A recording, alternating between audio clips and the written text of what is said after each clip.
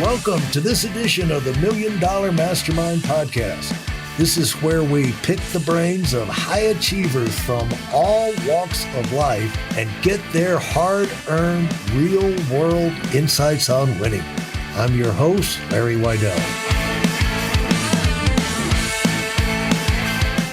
We're talking with Pavel Stuchlik. And Pavel, welcome.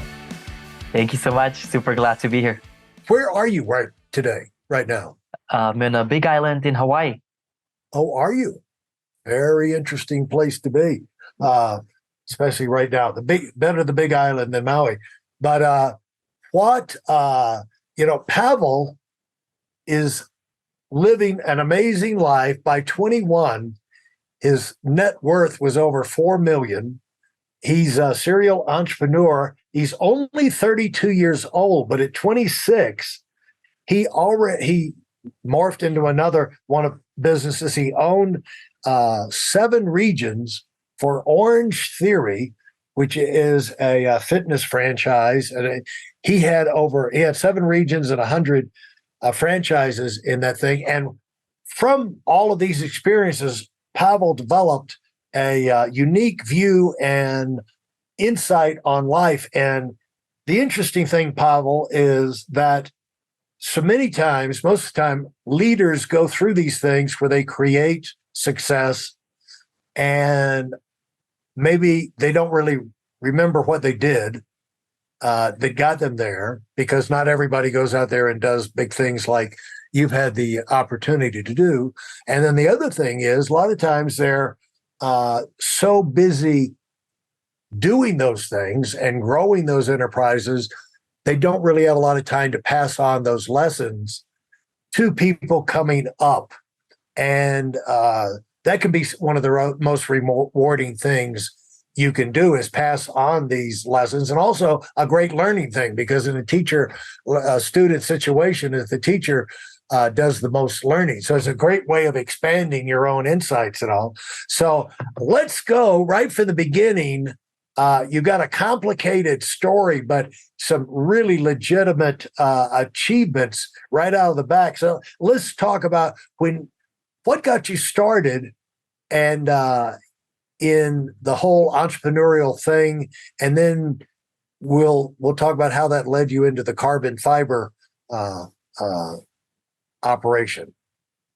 Yeah, thank you very much. And it's funny, these are some successes, but to be honest, the biggest lessons came from all of the losses, which I went through many times in my life as well.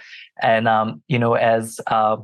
as interesting as this life can be, just like many of us, for me, it started off with being born and raised in Czech Republic and wanting to be a professional athlete. So I was driven by cycling. What town in the Czech Republic? Liberec. It's a town north. Have you been? Not yet. Okay, not yet. But that does give you a unique view of the world. And so you were fascinated, or you got caught up in cycling and athletics? Yeah, and also, to be honest, America. So when I was 15 years old, I came to the States as a foreign exchange student to Brooksville, Florida. And you know how they pick you, right? So you kind of go online and people pick you from different states. And at that time I was cycling and I was praying it's going to be one of those states that is warm, because I needed to continue training in the winter. And yes, I got Florida, but I was totally on a farm. I was in Brooksville, Florida, which is in the middle of nowhere. And it was kind of ironic, because I come from, little town, living, in the middle of nature or in cabins. Yeah. And then I go straight to, being on a cattle farm with the same landscape. And as much as I would appreciate it today, back then as a teenager, I definitely didn't.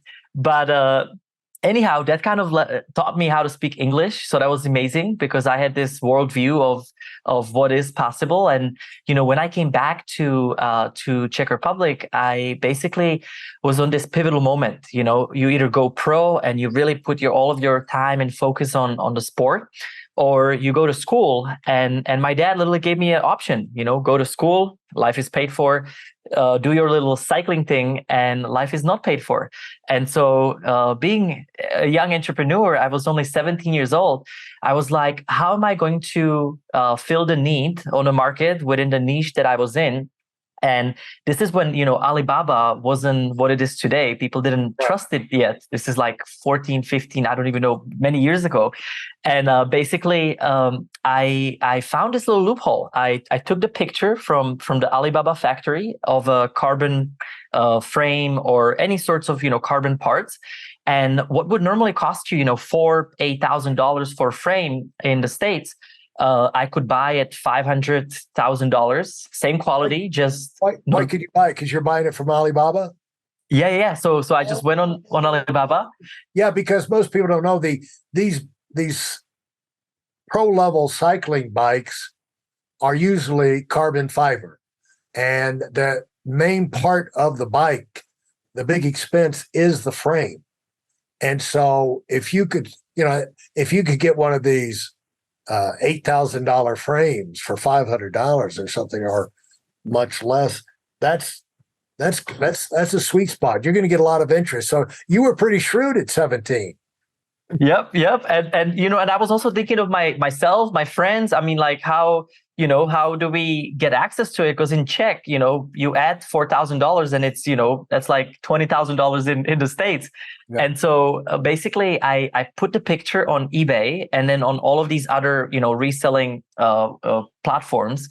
And I sold it on eBay or these platforms. And then I shipped it directly from China to the end user.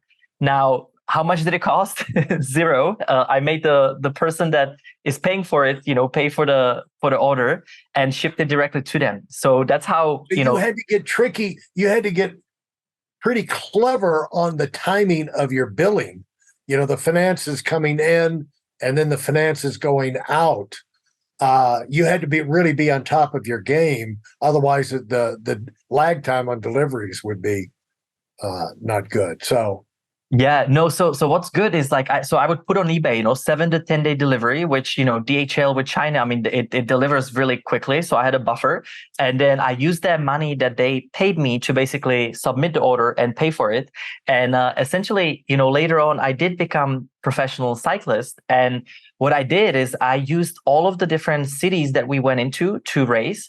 I would start talking to the local bike stores and local, part dealers. And basically I would be like, hey, you can sell, branded product for X, or you can have a subdivision that's half the cost and you can have your logo on it on top. Right. So I got into this custom, basically built carbon frame. And then later on, I mean, it exploded. I started going to China. I was operating out of Shenzhen, Guangzhou, and Taiwan. And basically, what do you mean you were operating out of there? Meaning I built the relationship with the factories, and especially in China, right? If you have in-person meetings, your pricing gets totally different, and they're very much. You made the trip over there to meet. You bought so many of these things. You said, "I'm going to go meet them." Is that what was your thought process on that?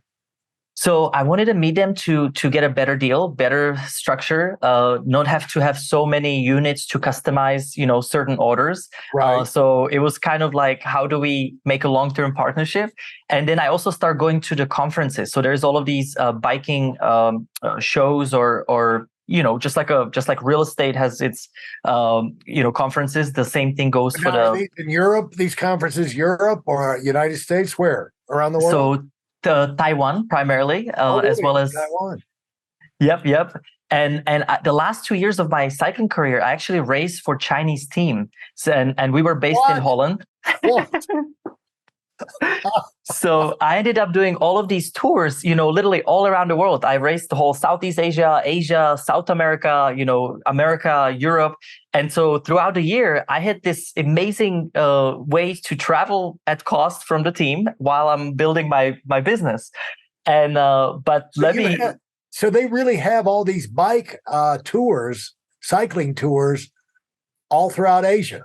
It's a sport, in America that is not it's not as big, especially after Lance Armstrong did a really good PR, campaign for it. Yeah, right. But essentially, in Europe, I mean, some countries it's a national sport, like Holland, Belgium. I mean, Italy. It's massive. It's huge. Wow. So you were getting an education, but every time you learn about a new area or whatever, your mind would start, how can I expand my business off of this, right?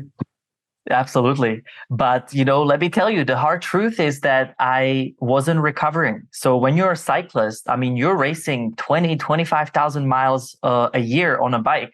And, sometimes you do 2-week-long tours where, it could be 3,000 kilometers. So 1,600 miles. And basically, what started happening, my body completely shut down, and I got a chronic fatigue, I got an Epstein-Barr, and I got awfully sick into a point where, I had to quit cycling, and it, destroyed me. I went into depression. I wanted to do Tour de France, and I had a suicidal thoughts because, you've got this personality, right, that you're building around your future visions that was completely squashed by my health. And so this has kind of been, the first pivotal moment that led me into health and biohacking and, all of these personalized health optimization, because I had to heal myself because I couldn't, function anymore. And that's when I moved to America. And basically right after I ended, cycling, it was a solid. Let's just talk about that before. How did that evolve? I mean, you get the Epstein-Barr syndrome. Now, where were you? And then how quickly did your world crumble? And how old were you? So I believe the first time I was about 18 years old, about 18, 19 years old when I got diagnosed. And I have a crazy story. I was in the States and I had a car in Athens, Georgia. I had all of my gear in yep. In Athens. That's where my office, one of my offices is in Athens. Yeah. No way. Yeah. We used to train the Six Gaps, up in the Dahlonega and really? Oh yeah. really? So, because it's amazing there when you need to train on the East Coast. Sure. And so I had, bikes ready for a tour in Oregon. I was getting out of a team training in Texas, and all of a sudden, my visa doesn't go through, and I get dispatched without any prejudice. So they gave me no reason, why not. So at that time, I was racing for a U.S. American team, and basically had to leave the country. And this is when I got really dark, because at the same time, I, got diagnosed with all of this. And I remember I went back to check, and I was like, what am I going to do? And so I decided to go to Thailand for a month just to, recharge, regroup, and figure out what's next. And then, this Chinese team. Let me ask you about that. You're like 20, 21 now? Is that? This was still around 19, 20. So I quit cycling right around 21 years old. For those of you who are sick and tired of fooling around and are dead serious about wanting to move up fast, I've got something especially for you. I've combined the best insights from over 40 years in business and making $70 million in income and compressed them into a free webinar. That's right, it's a free resource. If you want to find out exactly what the concepts are that I use in coaching million-dollar earners, register now at WeidelOnWinning.com. You'll discover the 5-part framework used by so many to reach their financial, personal, and professional goals. You can find that link in this episode's show notes.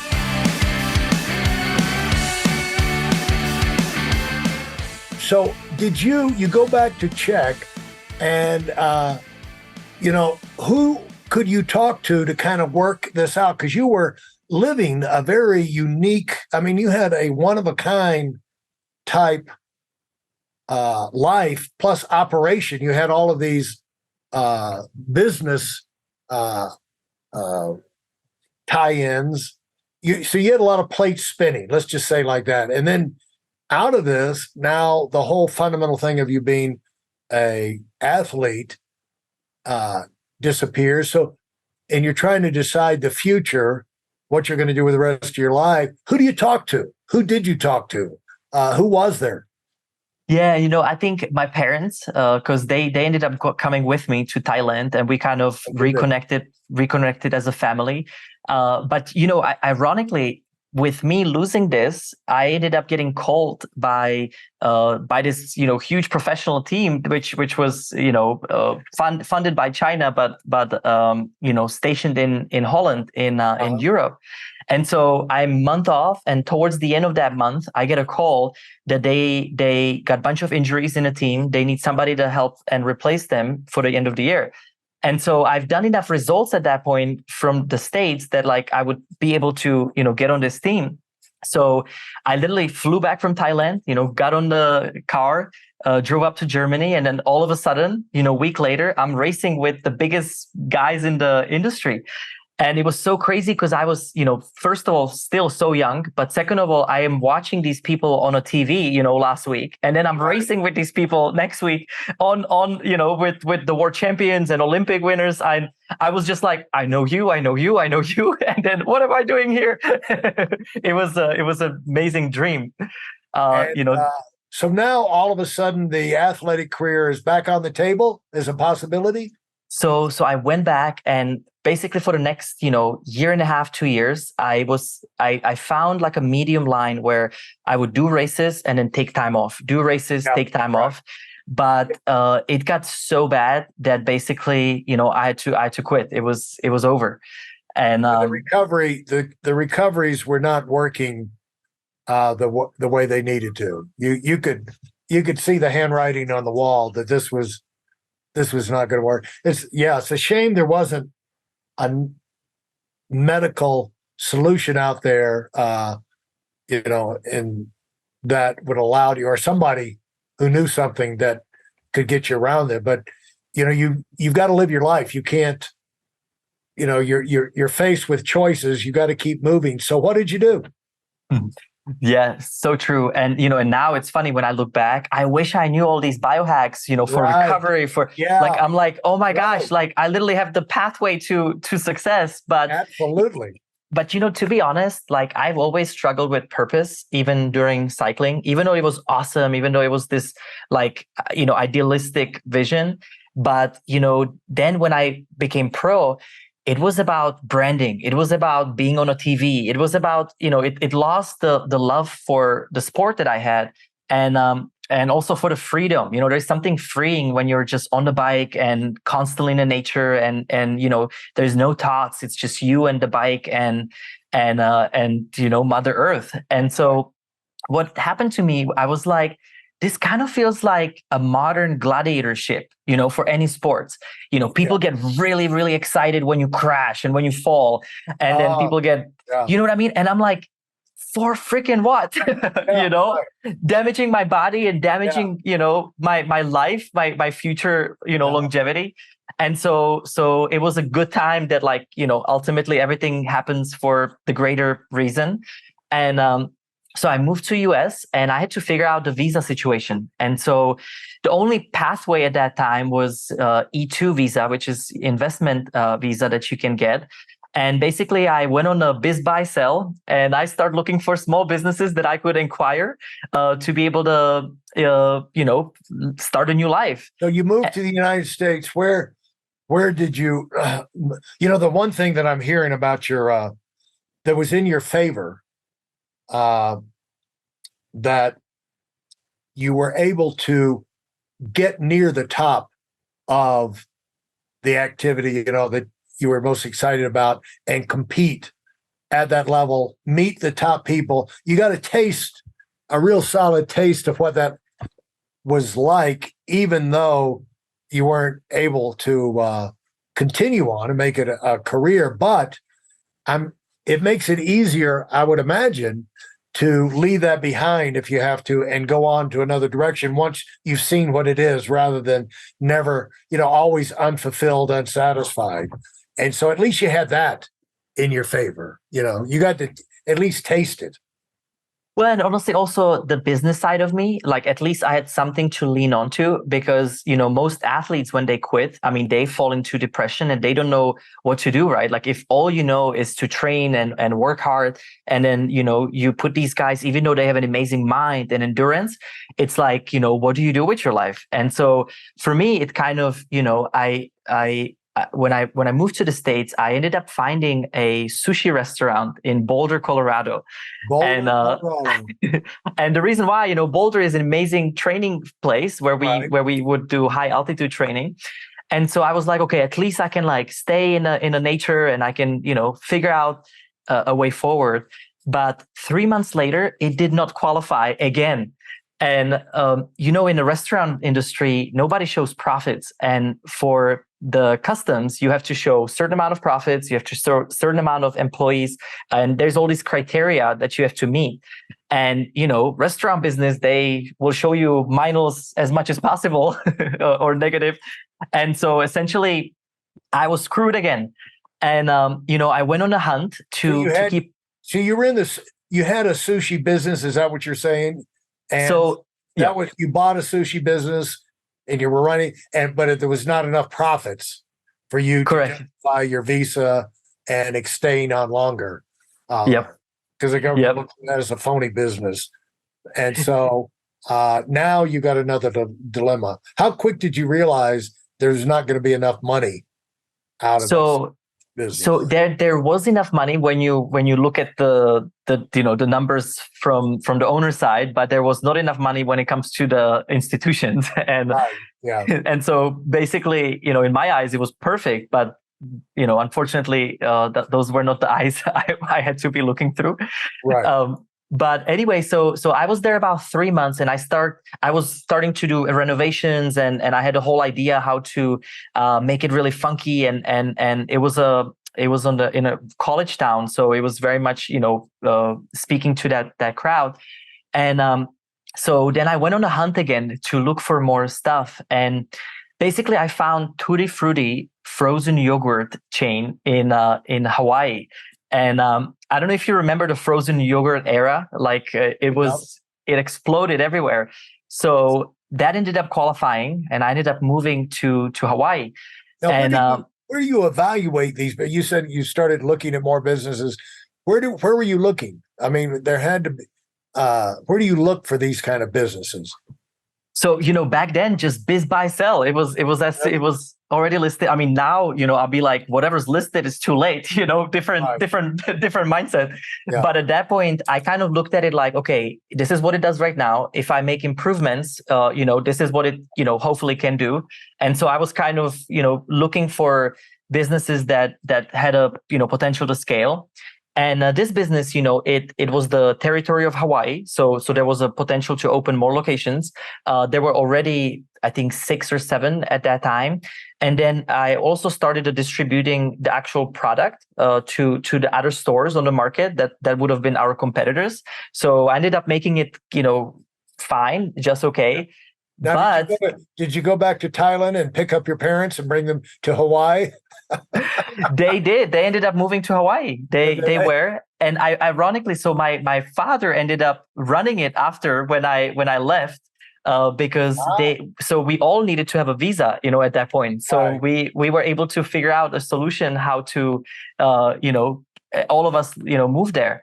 Yeah. But I got sick and tired of making people fat, and at that point, I already knew all of these health, what's healthy and what's not. And when you look at what's in the powder, what makes the yogurt, like, oh my gosh, I don't want to,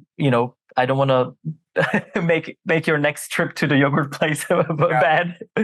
Jerry Seinfeld had a episode one time about that somebody opened up a fat-free yogurt, sugar-free yogurt store down the street, and they were all always in there eating the yogurts. It just, everything was eating the yogurt, and they started all getting fat. He said, where are we getting, how can we get fat? Sugar-free, fat-free, and we're getting fat. So there's something else in there that's not doing you any good.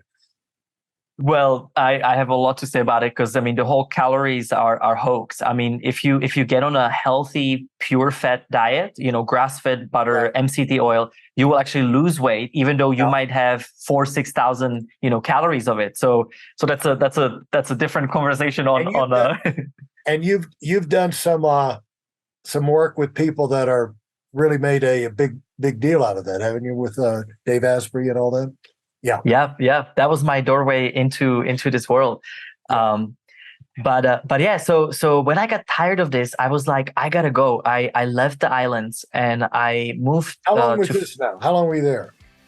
I was about 21 years old, 22 years old when I left there. Thanks for listening to the Million Dollar Mastermind. If you felt there were any valuable takeaways from this episode, please take a minute and leave us a 5-star review. Your feedback is important and really helps us get the word out to a wider audience. Remember, we have a valuable webinar that is absolutely free. Register for it right now at weidelonwinning.com. Thanks for listening.